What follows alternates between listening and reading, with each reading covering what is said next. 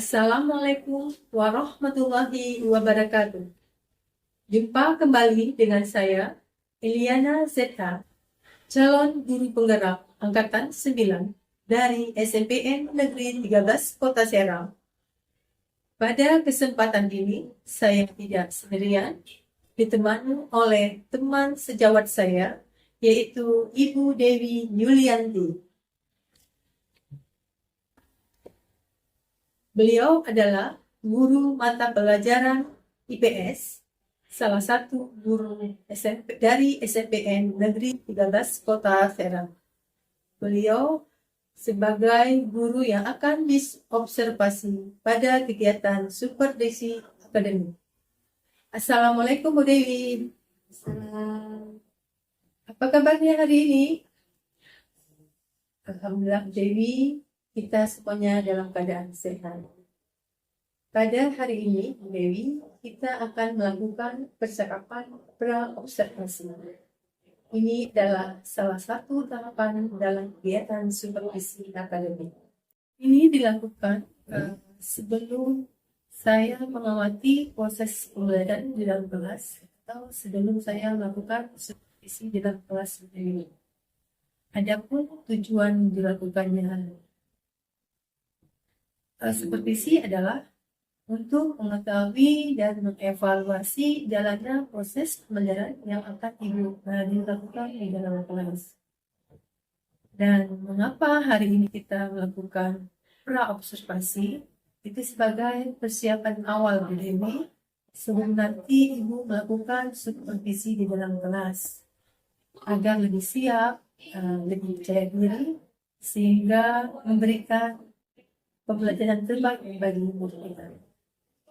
Ada beberapa pertanyaan yang saya ajukan Bu Dewi pada proses sekapan pra-observasi. Pertama, tujuan dapat prediksi akan datang.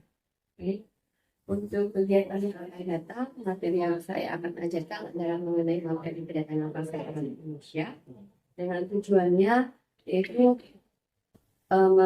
siswa dapat mengetahui, menjelaskan faktor penyebab kemerdekaan bangsa Barat, dan siswa dapat menyebutkan serta menemukan profil salah satu pengkaji. Ada tujuan pembelajaran yang akan dicapai pada supervisi akademik yang akan datang. Lalu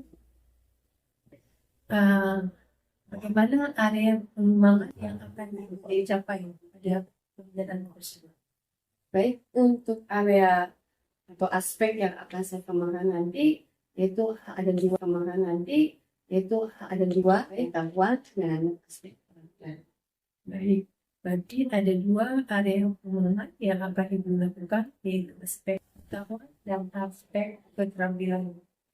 Selanjutnya, bagaimana rancangan pembelajaran yang akan Ibu lakukan di dalam kelas? Mungkin dari segi strategi pembelajarannya, model pembelajaran, maupun metode pembelajaran yang lain. Baik, untuk model pembelajaran yang akan saya lakukan nanti, akan saya gunakan model pembelajaran cooperative learning dan pendekatan pembelajaran yang berdiferensiasi yang terintegrasi dengan kompetensi sosial emosional. Serta untuk strategi atau metodenya, saya akan melakukan pembelajaran secara kelompok, di mana kelompok itu dapat berdiskusi dan ada sesi dan Baik Bu Dewi, jadi strategi pembelajaran yang akan dicapai pada pembelajaran yang akan datang yaitu menggunakan pembelajaran berdiferensiasi yang terintegrasi dengan KSP, menggunakan model pembelajaran cooperative learning dengan metode diskusi diskusi, tanya dan penugasan. Nah, lalu bagaimana media apa yang akan digunakan dalam pembelajaran tersebut?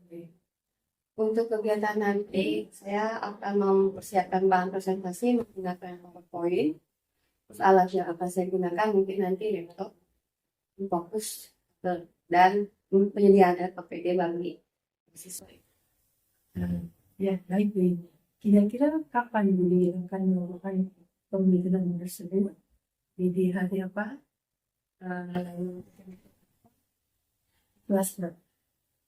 Untuk kegiatan nanti minggu depan insya Allah pada hari Rabu di jam 5 ke 6 Ibu di kelas 8D. Baik, Bu Dewi, berarti pembelajaran akan dilakukan minggu depan pada hari nanti jam 5.6 pada kelas 8D. Baik, saya akan masuk ke dalam kelas 8D dan akan supervisi kepadanya.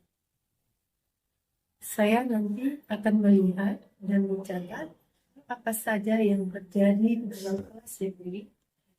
Nanti Dewi setelah kita melakukan percakapan pra-observasi ini, kita akan melakukan percakapan terakhir tahapan supervisi pada kita, yaitu percakapan pasca surat observasi. Kira-kira Budi dari percakapan kita hari ini, Budi mendapatkan apa?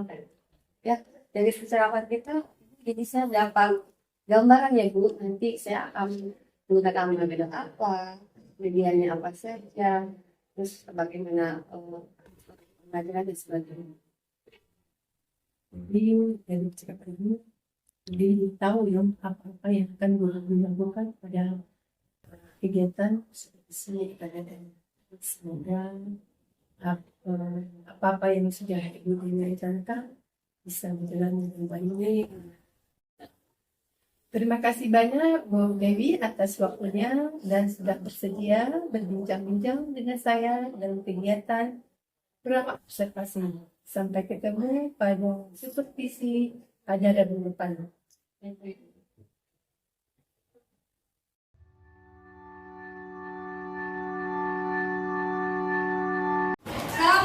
warahmatullahi wabarakatuh.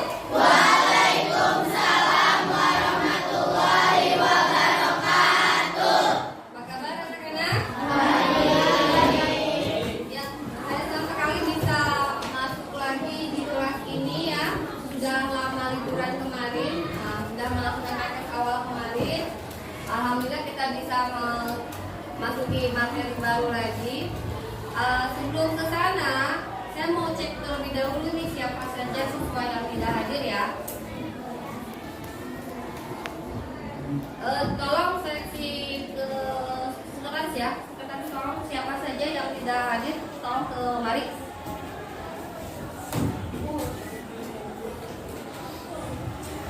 Datanya siapa saja yang tidak hadir? Akmal, terus, oke. Ini kenapa? Ini izin.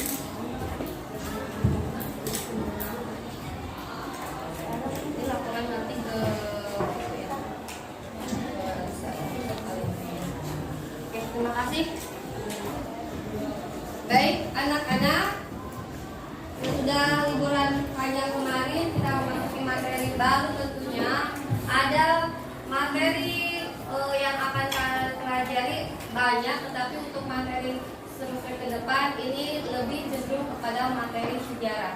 Ini masih erat kaitannya dengan materi kita di semester yang lalu, terakhir mengenai perkembangan Islam di Indonesia. Dan sudah itu tidak terputus ya, tapi ada keberlanjutan dari sejarah dan perkembangan masyarakat Indonesia setelah Islam datang, maka ada pengaruh dari yang lainnya. Apa itu? Yaitu kedatangan bangsa Barat Indonesia. Tujuan kali ini, pembelajaran hari ini salah satunya adalah ya, sudah mengenai perkembangan Islam, maka kita akan mempelajari mengenai kedatangan bangsa Barat di Indonesia. Tujuan pembelajaran kita kali ini diantaranya kalian bisa menjelaskan latar belakang kedatangan bangsa Barat ke Indonesia. Kenapa? Ada apa dengan Indonesia? Ya, kalian bisa menjelaskan latar belakangnya, faktor penyebab kedatangan mereka. Lalu tujuan berikutnya kalian bisa membedakan apa itu kolonialisme dengan apa itu imperialisme. Nah, itu berbeda, dua konsep yang berbeda. Lalu tujuan dari imperialisme menguraikan dampak kedatangan bangsa Barat Indonesia, dan ada satu yang tidak tercantumkan di sini. Kalian bisa menyebutkan minimal 2 penjelajah samudra, ya. Itu tujuan pembelajaran yang akan kita pelajari hari ini. Manfaat dari kegiatan ini adalah setidaknya kamu bisa mengetahui kenapa banyak bangsa Barat Indonesia tinggal, ada yang tinggal, kenapa bisa tinggal, terus kan dampaknya yang dirasakan oleh kalian apa? Tidak langsung ada budaya yang mereka tinggalkan di Indonesia. Salah satunya mungkin sambil contoh satu, pakaian kalian saja kan tidak seperti orang Indonesia sebenarnya yang asli ya, yang pakai kebaya. Nah, ini adalah salah satu dampak dari keberadaan bangsa Barat Indonesia. Ya. Manfaat apa lagi? Masih banyak, silahkan nanti kalian temukan manfaatnya apa saja. Mari kita pelajari materinya. Kalau misalkan ada hal yang ingin kalian tanyakan, silahkan ya. Kalian harus catat, tanpa disuruh ibu minta, tanpa disuruh silahkan dicatat jika ada yang penting ya. Itu saja. Terus sebelum mulai kegiatan, ibu harap kalian bisa fokus terlebih dahulu. Yuk, dulu pernah ya ibu ngasih ice breaking ya? Pernah ya? Masih ingat gak? Kalau tepuk 1, kalau tepuk 2, kalau tepuk 3. Oke, siap ya sebelum kita lanjut dimulai. Tepuk 1, tepuk 2, tepuk 3.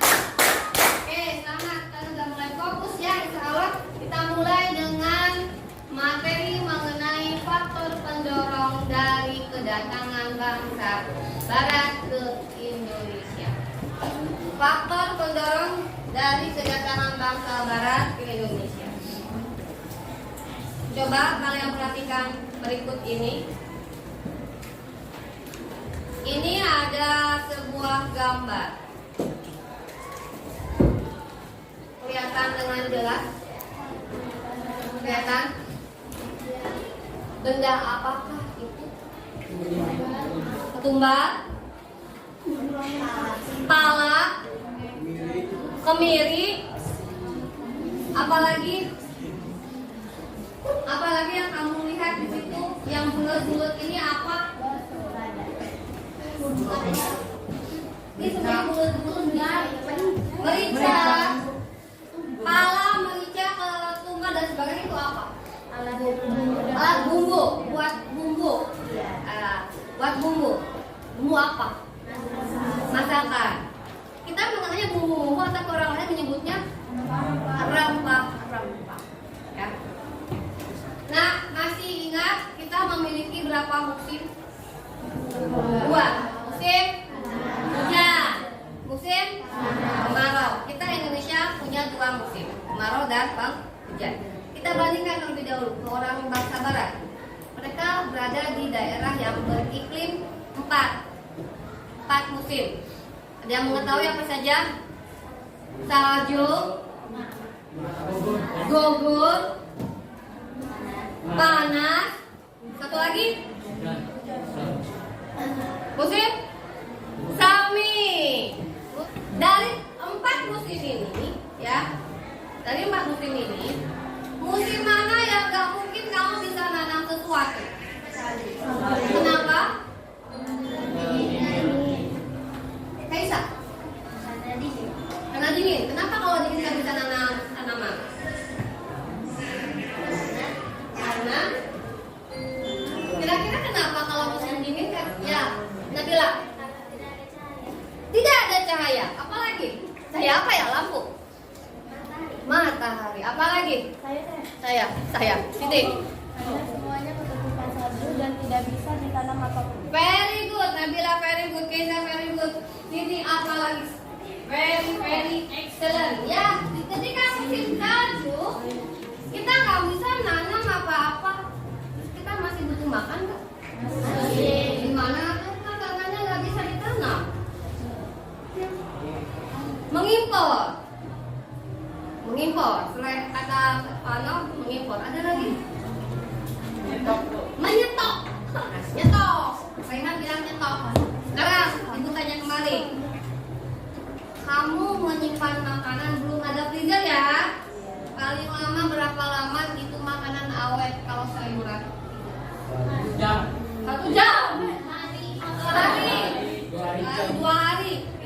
sayuran, daging.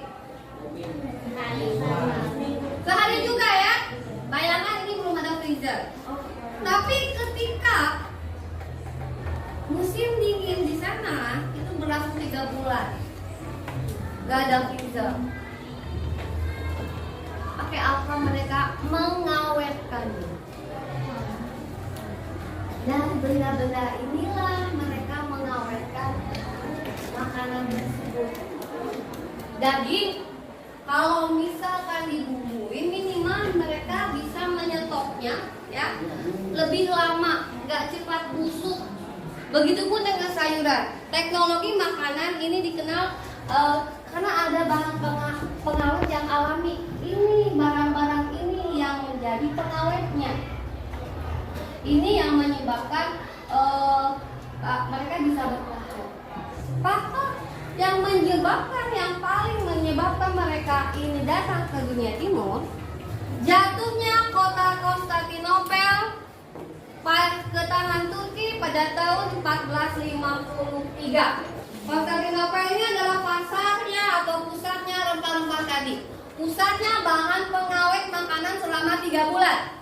Tetapi pada saat itu 1453 Konstantinopel jatuh ke tangan Turki yang awalnya dikuasai oleh orang-orang Romawi.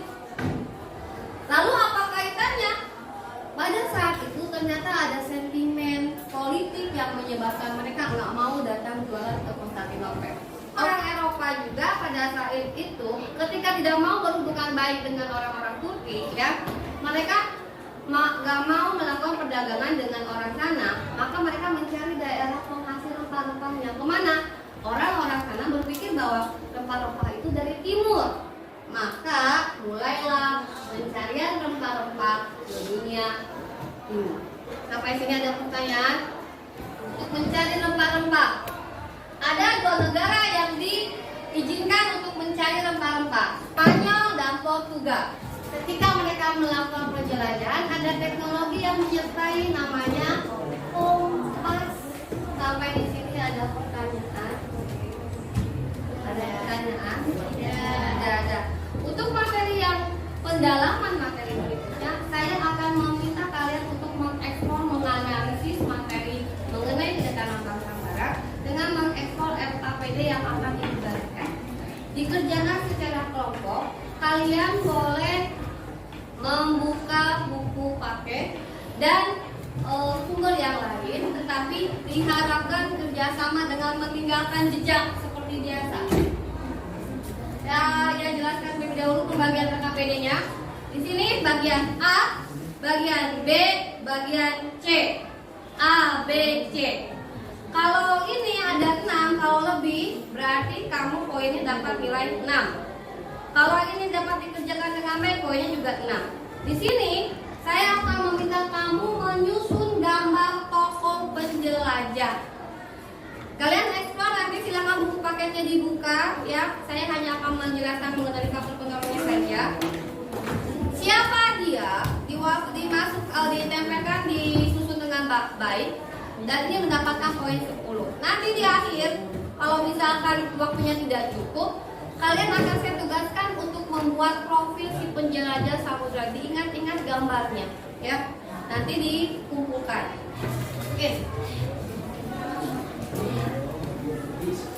A, teteh.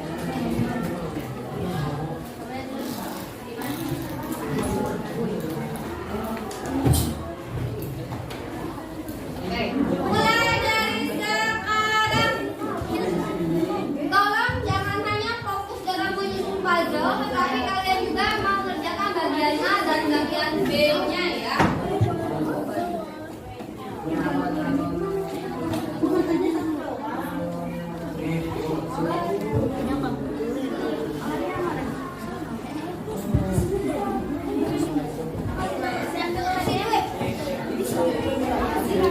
Ya, kira-kira siapa fotonya dengan baik? Siapa yang bukan mana? Coba lihat ini santai-santai. Kalau kamu di belakang. Ini ya. Aku sama yang di belakang. Ya,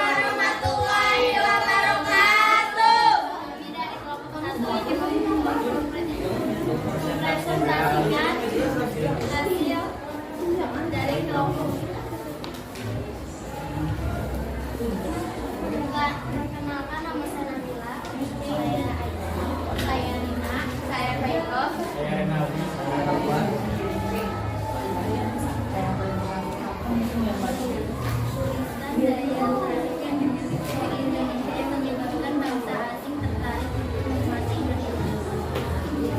Satu, perbedaan budaya.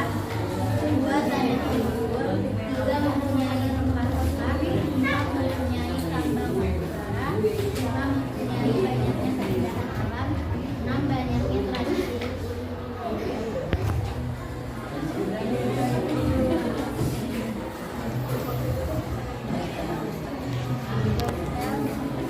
Boston penyebar agama dan seni.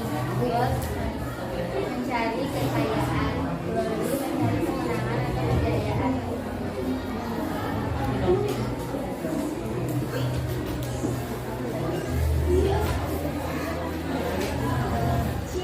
Tokoh ini namanya John Lennis apa dong Hoffman.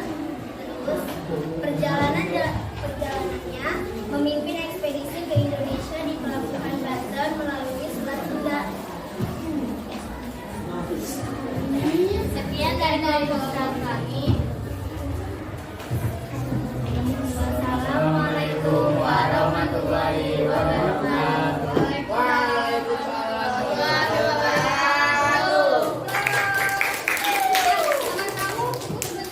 Ada yang ingin menyanggah atau berpendapat lain, berbeda pendapat dengan kelompok ini, silakan angkat tanganmu. Ya, silakan Siti. Menurut saya, daya tarik bangsa asing adalah rempah yang banyak, tambang yang berlimpah, tanah yang subur, batu bara berlimpah, dan lautan yang luas, dan satu lagi tanah wilayah yang luas. Iya, oke, itu dari pendapat kelompoknya Siti. Mungkin ada pendapat dari kelompok yang lainnya, silakan. Ya, kelompok Elisa, silakan sambil berdiri boleh lah. Menurut saya, daya tarik yang dimiliki oleh Indonesia adalah memiliki banyak tradisi, mempunyai beraneka ragam kekayaan, memiliki sumber daya alam yang luas, mempunyai tanah yang subur, memiliki rempah-rempah untuk mengawetkan makanan. Oke, ada lagi mungkin yang mau menambahkan atau menyanggah? Yang kelompoknya yang belum mendapatkan ke depan silakan. Ya, ada lagi? Oh cukup ya. Baik. Menurut kelompok kalian yang berbeda-beda itu hanya sebagian kecil dari daya tarik yang dimiliki oleh Indonesia. Masih banyak. Tidak ada yang salah, tetapi semua yang kalian nyatakan ini sangat tepat. Ya, saya sangat mengapresiasi hasil kerja kalian dan semoga kalian bisa mencapai tugas. Oke, buat kalian semua.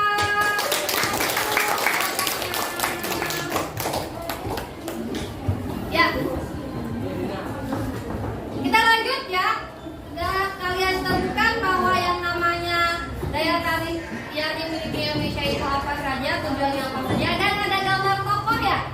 Ada sebagian kelompok yang sudah menemukan siapa tokohnya, ada yang masih menemukan karena terbatasnya waktu ya. Tidak khawatir, saya akan kasih sebagai petunjuk ya.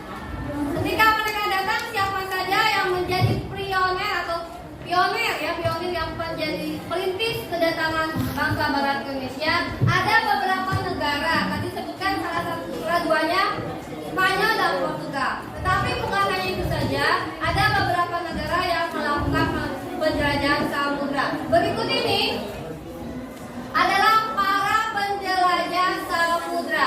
Kelompok yang tadi sudah menemukan ya. Ada sebagian yang menemukan, ada yang belum. Nih saya kasih clue untuk nanti tugas berikutnya.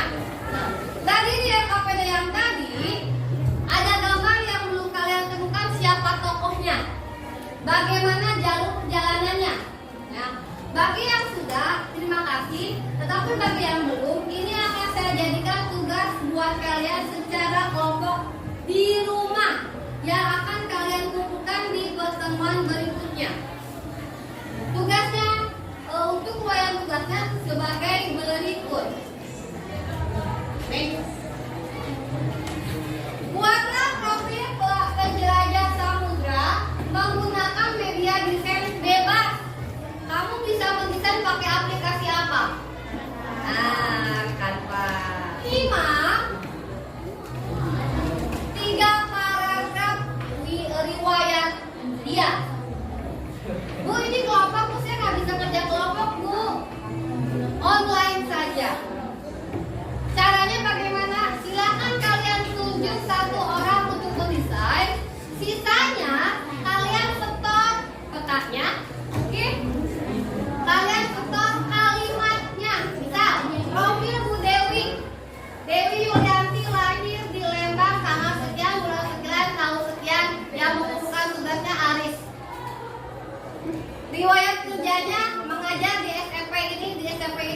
yang mengumpulkan nanda seperti itu.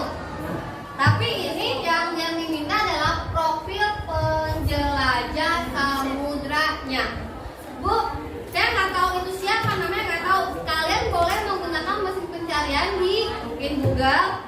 Kata kuncinya penjelajah samudra. Ada pertanyaan?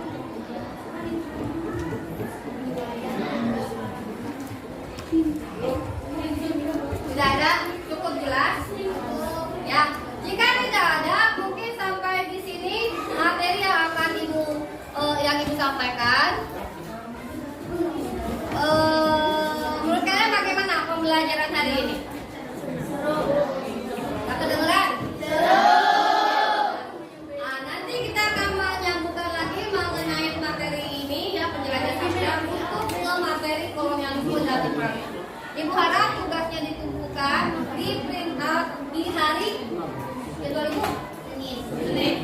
Itu saja yang bisa ibu sampaikan hari ini. Terima kasih atas perhatiannya. Assalamualaikum warahmatullahi wabarakatuh. Waalaikumsalam warahmatullahi wabarakatuh.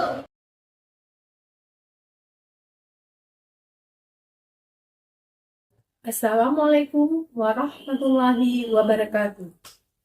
Berjumpa kembali di dalam percakapan pasca observasi saya Eliana ZA, calon guru penggerak angkatan 9 dari SMPN Negeri 13 Kota Serang, ditemani oleh teman sejawat saya yaitu Ibu Dewi Yulianti sebagai guru yang diobservasi pada kegiatan supervisi akademik.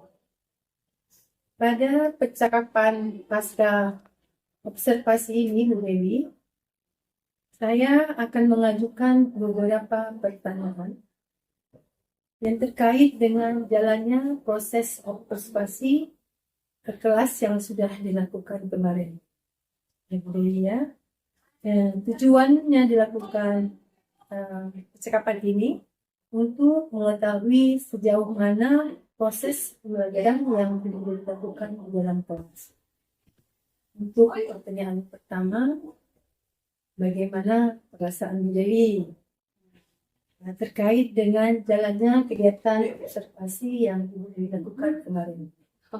Ya Bu, kemarin awalnya itu saya tegang ya, tegang, sangat tegang karena nggak biasa ada orang dalam kelas orang lain untuk melihat saya mengajar. Alhamdulillah. Jadi Bu Dewi awalnya merasa agak nervous ya Bu Dewi. Iya, sangat. Alhamdulillah. Karena kita biasa ngajar nggak ada yang mengkontrol kita, mengawasi kita. Iya, mengawasi ya. Sekarang tiba-tiba masuk soal Iya, sejarah dia. agak tegang. Tapi udah lama-lama nggak bisa. Saya pikir itu hal yang normal ya. Kita ketika ada inovasi pasti pengaruh ke dalam perilaku kita. Oh ya Bu Dewi, bisa diceritakan kembali tidak area pengembangan apa yang Ibu sampaikan di dalam kelas? Adakah tahapan-tahapan yang sudah Ibu lakukan di dalam kelas? Kemarin dalam perencanaan menetapkan dua aspek ya Bu, aspek pengetahuan dan aspek ketangguhan. Untuk aspek pengetahuan saya mengintegrasikan pada siswa dapat mengetahui faktor penyebab keadaan masyarakat, sedangkan dari segi keterampilan saya menugaskan mereka untuk membuat profil salah satu pembelajar. Jadi ada dua area pengembangan yang Ibu lakukan ya. Pertama aspek pengetahuan dan aspek keterampilan. Bu Dewi, ketika Ibu melakukan itu, sejauh mana area pengembangan yang sudah Ibu sampaikan di dalam kelas? Apakah sudah berhasil dilakukan atau belum? Pendapat saya pribadi ya Bu ya, sejauh ini sepertinya sudah berjalan dengan baik, tapi saya menyadari bahwa pasti ada kekurangan. Alhamdulillah Ibu Dewi sudah berjalan dengan baik dan sesuai, tapi masih ada kekurangan. Menurut Dewi, kekurangannya itu atau kendala apa yang Ibu Dewi hadapi ketika dalam proses mengajar kemarin? untuk kendalanya mungkin saya masih rasa kesulitan ya merangsang siswa saya untuk bertanya dan aktif gitu dalam kegiatan diskusi. Apalagi mungkin dari segi kelompok itu terlalu banyak mungkin kelompoknya, jadi masih kekurangan dalam hal diskusi. Mungkin juga karena ini ya kelompoknya besar Ya, ya, kelompoknya sangat besar, 6 orang satu kelompok. orang besar. Sehingga bisa salah satu penyebabnya itu Ibu Dewi. Ataupun mungkin siswanya merasa ada teman, mengandalkan teman kali Bu Dewi. Mungkin ya, mereka kadang tidak pede, mau bertanya tuh nggak pede atau takut salah, dan ya seperti itu anak-anak tidak, mereka menjadi sebuah pusat perhatian yang asalnya cuma ya biasa-biasa aja, tiba-tiba semua orang tertuju sama dia, kan dia jadi pusat perhatian, mungkin jadi seperti itu, malu mungkin jadinya. Ya. Ini sudah melakukan pembelajaran berdiferensiasi yang terjadi sama KSE ya. Kita tahu bahwa pembelajaran berdiferensiasi adalah usaha guru untuk menyesuaikan proses pembelajaran di kelas sesuai dengan kebutuhan siswa. Sedangkan kebutuhan siswa itu ada 3 ya Bu Dewi ya. Ada readiness yaitu kesiapan siswa, ada minat, dan ada profil belajar siswa. Sedangkan kompetensi organisasi itu biasanya ada konteks, ada proses, dan ada produk ya Bu. Dan Ibu sudah melakukan itu hal yang bagus. Menurut Bu Dewi, apa rencana Bu Dewi ke depan untuk memperbaiki kekurangan-kekurangan tadi itu? Mungkin kedepannya saya akan lebih memperhatikan lagi ya gaya belajar mereka, lalu mungkin dari segi pembagian kelompok yang lebih kecil, dan terus memicu mereka untuk selalu belajar, bertanya, tidak malu lagi, dan disesuaikan dengan media, disesuaikan dengan gaya belajar mereka. Bagus sekali rencana Bu Dewi itu. Semoga apa yang Bu Dewi rencanakan bisa terrealisasi dengan baik. Amin. Dan bisa membuat pembelajarannya yang menyenangkan, menarik, yang mengundang siswa untuk belajar ya Bu Dewi ya. Sehingga anak-anak itu senang, happy dan fun ketika dia belajar sama kita ya Bu Dewi. Kira-kira kapan Bu Dewi akan melakukan rencana perbaikan tersebut? Insya Allah untuk pembelajaran berikutnya di tema yang selanjutnya Ibu mengenai pemerintahan kolonial di Indonesia. Semoga di pembelajaran berikutnya perencanaan yang akan saya lakukan lebih matang, pembelajarannya strateginya lebih baik daripada kegiatan yang kemarin. Ya, bagus sekali Bu Dewi. Semoga apa yang sudah direncanakan itu berjalan dengan baik. Dan ini adalah yang terakhir dari Bu Dewi dari percakapan pasca observasi. Semoga apa yang kita lakukan hari ini bermanfaat ya Bu Dewi ya, ke depannya lebih baik lagi ya. Sekian, wassalamualaikum warahmatullahi wabarakatuh. Terima kasih.